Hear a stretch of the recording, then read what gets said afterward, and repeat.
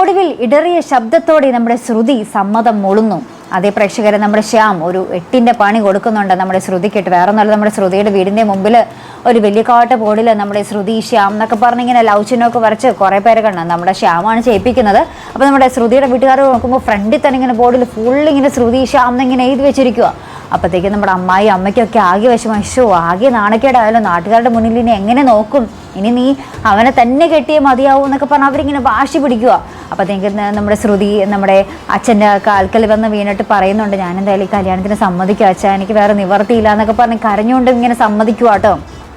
അപ്പോഴത്തേക്കും എന്താ പറയുക, നമ്മുടെ അച്ഛനാണെങ്കിൽ ഭയങ്കര സങ്കടം. അച്ഛൻ്റെ ഉള്ളിലത്തെ ആ ഒരു വിഷമൊന്നും തുറന്ന് പറയാനും സാധിക്കുന്നില്ല. നമ്മുടെ ശ്യാം ഒരു എന്താ പറയുക, ഒരു ക്രിമിനൽ ആണെന്നുള്ളൊരു കാര്യം നമുക്ക് തുറന്ന് പറയാനും സാധിക്കുന്നില്ല. ഒന്നും പറയാൻ പറ്റാത്തൊരവസ്ഥ.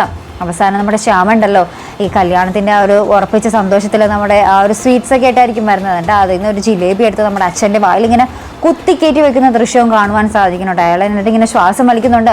ആരെങ്കിലുമൊക്കെ കണ്ട് രക്ഷപ്പെടുത്തുവാണെങ്കിൽ ശരി, ഓക്കെ, അയാൾ ജീവനിലോട്ട് വരും. അല്ലെങ്കിൽ അയാൾ തട്ടിപ്പോകാനുള്ള എല്ലാ സാധ്യതയും ഉണ്ട്. കാരണം അയാൾക്ക് ശ്വാസം വലിക്കാനും പറ്റുന്നില്ല, വായിൽ നിന്നും അത് എടുത്ത് മാറ്റാനും പറ്റുന്നില്ല. അങ്ങനത്തെ ഒരു അവസ്ഥയിലായിട്ട് നിൽക്കുന്നത്. എന്തായാലും കാത്തിരിക്കാം നമ്മുടെ ശ്രുതിയുടെ തീരുമാനം.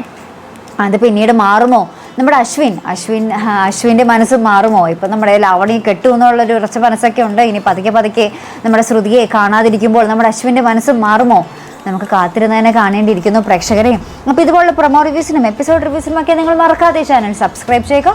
അടുത്തൊരു വീഡിയോയുമായി വരുന്നത് വരയ്ക്കും ഗുഡ് ബൈ.